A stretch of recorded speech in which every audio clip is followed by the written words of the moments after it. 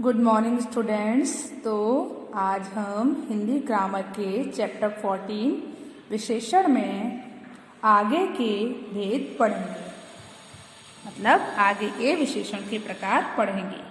तो बच्चों, कल मैंने आपको क्या सिखाया था बताइए आप। कल मैंने आपको सिखाया था कि विशेषण क्या होते हैं और विशेषण के कितने प्रकार होते हैं और विशेष्य क्या होता है। तो पहले हम देखते हैं कि विशेषण क्या होता है। बताइए मुझे, विशेषण क्या होता है? ऐसे शब्द जो संज्ञा और सर्वनाम की विशेषता बताते हैं उन्हें हम विशेषण कहते हैं। जैसे कि काला कोट। तो कोट कैसा है, मतलब कोट जो शब्द है हमारा वो कैसा है, वो काला है। तो कोट एक संज्ञा हुई और उसकी विशेषता किसने बताई? बताइए, उस शब्द की विशेषता किसने बताई? काला ने। तो काला क्या हुआ? विशेषण। तो काला कोट। ठीक है, चलिए तो अब हम जानते हैं विशेष्य क्या होते हैं। विशेषण जिन संज्ञा और सर्वनाम की विशेषता बताते हैं वे विशेष्य कहलाते हैं। मतलब जैसे जो विशेषण होते हैं वे जिन शब्दों की विशेषता बताते हैं उन्हें विशेष्य कहते हैं। विशेषण जिन शब्दों की विशेषता बताते हैं उन्हें क्या कहते हैं? हम विशेष्य कहते हैं। जैसे काला कोट, तो कोट विशेष्य है और काला विशेषण है, क्योंकि काला शब्द जो है वो किसकी विशेषता बता रहा है? कोट की। और जिस शब्द की विशेषता बताई जा रही है वो विशेष्य होता है और जो विशेषता होती है वो विशेषण होता है। ठीक है, तो काला विशेषण है और कोट विशेष्य है। ओके, और अब हम देखते हैं कि विशेषण के कितने प्रकार होते हैं। विशेषण के 5 प्रकार होते हैं, जिनमें से आप एक पढ़ चुके हो, गुणवाचक विशेषण। और आज हम क्या पढ़ेंगे? परिमाणवाचक विशेषण, संख्यावाचक विशेषण, सार्वनामिक विशेषण और व्यक्तिवाचक विशेषण। आपको मैं गुणवाचक विशेषण सिखा चुकी हूँ कि गुणवाचक विशेषण क्या होता है। तो बताइए क्या होता है? ऐसे शब्द जो किसी संज्ञा या सर्वनाम के गुण, दोष, रंग, आकार और दशा का ज्ञान कराते हैं उन्हें हम गुणवाचक विशेषण कहते हैं। एक बार फिर से बोलते हैं। ऐसे शब्द जो किसी संज्ञा और सर्वनाम के गुण, दोष, रंग, आकार, दशा और काल का ज्ञान कराते हैं उसे हम गुणवाचक विशेषण कहते हैं। जैसे वह ईमानदार लड़की है, तो वो लड़की कैसी है? ईमानदार है। ईमानदार क्या है? उसका गुण है, तो ये गुण बता रहा है, तो ये गुणवाचक विशेषण है। मैंने आज पीली फ्रॉक पहनी है, तो पीला क्या है बच्चों? पीला रंग है, तो ये गुणवाचक विशेषण है। ओके, चलिए तो अगला क्या है? परिमाणवाचक विशेषण। तो चलिए परिमाणवाचक विशेषण देखते हैं। जो शब्द किसी वस्तु की मात्रा, नाप या तोल बताते हैं, मतलब ऐसे शब्द जो किसी भी वस्तु की मात्रा, नाप या तोल बताते हैं उन्हें परिमाणवाचक विशेषण कहते हैं। मतलब ऐसे शब्द जो किसी भी वस्तु का माप बताएं, तोल बताएं कि वो कितने किलो है, कितनी है, ये बताएं, तो उन्हें हम परिमाणवाचक विशेषण कहते हैं। जैसे मैंने आपको गुणवाचक विशेषण में बताया कि जो भी चीज है वो कैसी है ना, तो उसे हम गुणवाचक विशेषण कह रहे हैं। जब हम उसमें पूछ रहे हैं कि क्वेश्चन कैसा है, लड़का कैसा है, आदमी कैसा है, तो ये हमारा गुणवाचक विशेषण जा रहा है कि लड़का ईमानदार है, लड़की सुंदर है, लड़की सच्ची है, लड़की अच्छी है, तो ये हमारा गुणवाचक विशेषण है।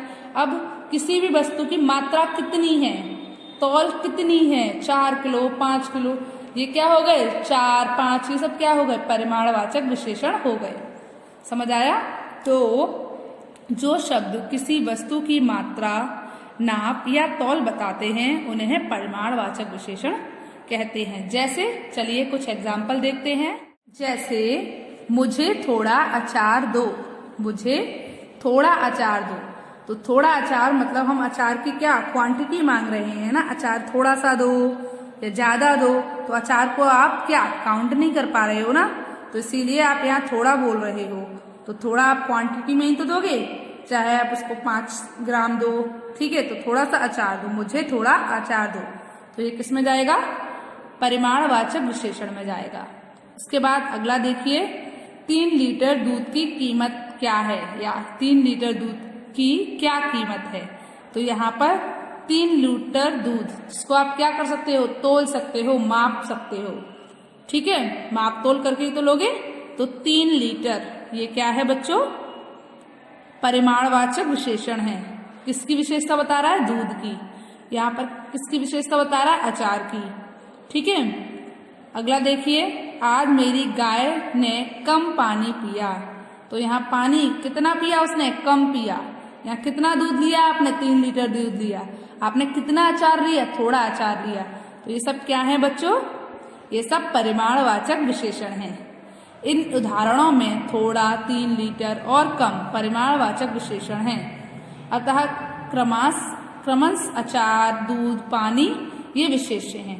तो बच्चों, जहां आप किसी भी चीज की तोल और माप करते हैं उसे हम परिमाणवाचक विशेषण कहते हैं। ओके, पर जिन चीजों को हम काउंट नहीं कर सकते बच्चों, जैसे आप दूध को काउंट नहीं कर सकते, आप पानी को काउंट नहीं कर सकते, आप अचार को काउंट नहीं कर सकते, तो ये परिमाणवाचक विशेषण में आ रहे हैं। पर आप जिनको काउंट कर लोगे, जैसे कि केले, आपने केले को काउंट कर लिया, 3 केले, 2 केले, 4 केले, तो वो संख्यावाचक विशेषण में आ जाएंगे बच्चों।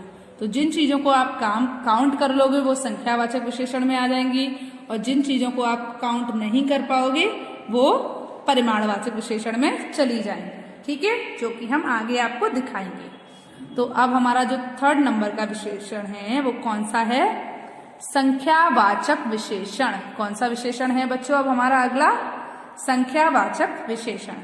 तो देखते हैं, संख्यावाचक विशेषण, जिन विशेषणों से संज्ञा और सर्वनाम की संख्या का पता चलता है। देखिए, इसके नाम से ही आपको पता चल रहा है संख्यावाचक, मतलब संख्या बताने वाला विशेषण। ठीक है, तो जिन विशेषणों से संज्ञा और सर्वनाम की विशेषता का, संज्ञा और सर्वनाम की संख्या का पता चलता है उसे हम संख्यावाचक विशेषण कहते हैं। जैसे कि मेरे पास 3 पुस्तकें हैं, तो मेरे पास कितनी पुस्तकें हैं, 3। एक आदमी ने मुझे यह पत्र दिया। कितने आदमियों ने तुम्हें पत्र दिया, 1 आदमी ने। ठीक है, तो यहाँ पर भी एक क्या है, संख्यावाचक विशेषण है। गौरव 5वीं कक्षा में पढ़ता है। तो गौरव कौन सी कक्षा में पढ़ता है, 5वीं। तो यहाँ पर भी जो 5वीं है वो क्या है, एक संख्यावाचक विशेषण है। ठीक है, आपको समझ आया। तो 3 पुस्तकें, 1 आदमी, 5वीं कक्षा, इसमें 3, 1, 5वीं, ये क्या है, संख्यावाचक विशेषण है। और पुस्तकें, आदमी, कक्षा, ये क्या है बताइए, ये संज्ञा हैं जिनकी विशेषता ये शब्द बता रहे हैं। चलिए आगे देखिए, इन उदाहरणों में 3, 1 और 5वीं संख्यावाचक विशेषण हैं। यह क्रमश पुस्तकें, आदमी और कक्षा की विशेषताएं बताते हैं या विशेषता बताते हैं। तो आपने क्या देखा, पुस्तकें काउंट कर सकते हो आप। देखिए यहाँ रखी हुई है पुस्तक, देखिए 1, 2, 3, आप इनको काउंट कर पा रहे हो। आदमी आपके सामने खड़ा है, आप काउंट कर सकते हो, 2 आदमी है, 4 आदमी है। कक्षा आप काउंट कर सकते हो, मैं 1st पास कर ली, 2nd पास कर ली, 3rd पास कर ली, 4th पास कर ली। अब मैं किस में आ गई, 5th में आ गई, या फिर मैंने 2nd पास कर ली, 3rd पास कर ली, अब मैं कौन सी क्लास में आ गई, 4th में आ गई। तो आप इसको काउंट कर पा रहे हो ना। अब दूध को क्या आप काउंट कर पा रहे थे, नहीं कर पा रहे थे।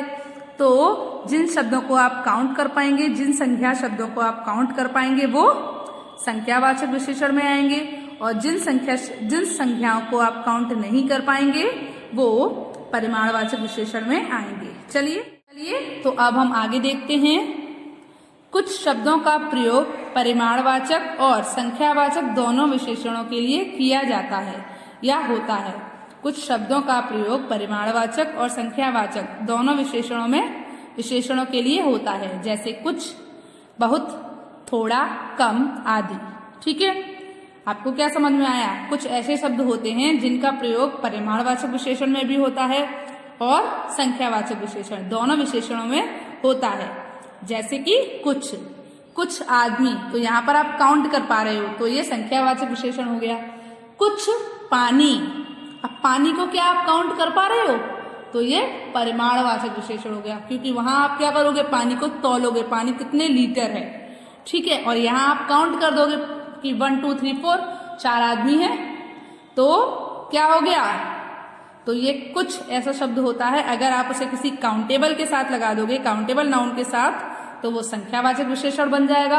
अगर आप उसे किसी अनकाउंटेबल नाउन के साथ लगा दोगे तो वो परिमाणवाचक विशेषण बन जाएगा।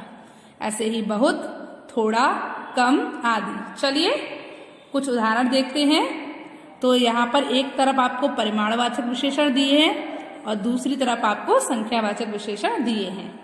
तो पहला है कुछ दूध और यहाँ पर है कुछ लड़के।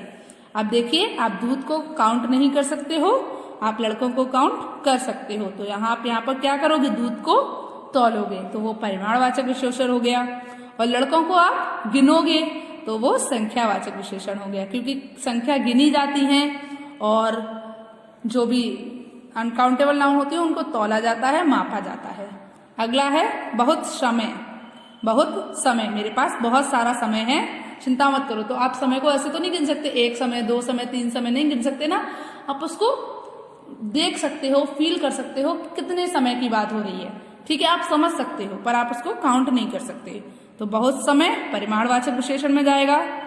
बहुत लोग, ये संख्यावाचक विशेषण में जाएगा, क्योंकि कमरे में बहुत सारे लोग हैं। अब आप उनको काउंट कर सकते हो कि 15 लोग हैं, 20 लोग हैं, आप उनको काउंट कर सकते हो, पर 15 20 संख्या लगाने की जगह हम बहुत का यूज कर देते हैं। तो बहुत लोग संख्यावाचक विशेषण हो गया। अगला है थोड़ा नमक। मम्मी मुझे थोड़ा नमक दे दो। आप ऐसा बोलोगे, मम्मी मुझे 1 नमक दे दो, मम्मी मुझे 2 नमक दे दो, तो वो आप काउंट नहीं कर सकते ना। तो वो किस में जाएगा, परिमाणवाचक विशेषण। थोड़े विद्यार्थी, कक्षा में थोड़े विद्यार्थी हैं। जैसे आज मेरी कक्षा में 10 बच्चे आए, तो मैंने नहीं बोला मेरी कक्षा में 10 बच्चे, मैंने बोला आज कक्षा में 10 विद्यार्थी, मैंने बोला, या फिर आज कक्षा में थोड़े विद्यार्थी हैं। तो यहाँ पर हम क्या कर सकते हैं, विद्यार्थियों को काउंट कर सकते हैं, तो इसीलिए वो संख्यावाचक विशेषण में आएंगे।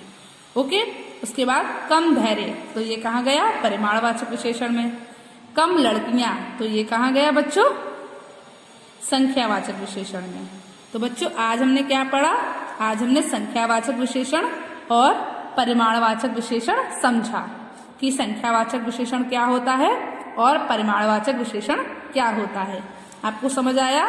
तो जिन चीजों को आप काउंट कर सकते हो वो आपकी संख्यावाचक विशेषण में जाएंगी, और जिन संख्या शब्दों को आप काउंट नहीं कर सकते हो, जिन संख्या शब्दों को आप नहीं गिन सकते हो, वे सभी परिमाणवाचक विशेषण में जाएंगी। तो आपको ये बात समझ आई? तो आज आपको परिमाणवाचक विशेषण और संख्यावाचक विशेषण समझ आए? ओके, तो आज आपको होमवर्क में क्या करना है, आज आपको होमवर्क में हिंदी ग्रामर की फेयर नोटबुक में 5 परिमाणवाचक और 5 संख्यावाचक विशेषण के 5 उदाहरण अपनी हिंदी ग्रामर की फेयर नोटबुक में वाक्य में लिखने हैं। तो एक बार फिर से बता देती हूँ मैं, आज आपको होमवर्क में हिंदी ग्रामर की नोटबुक में परिमाणवाचक विशेषण और संख्यावाचक विशेषण के 5 उदाहरण वाक्य में लिखने हैं। क्या समझ आया? आज आपको होमवर्क में परिमाणवाचक विशेषण और संख्यावाचक विशेषण के 5 उदाहरण वाक्य में लिखने हैं। ओके, समझ आया आपको? चलिए, गुड बाय।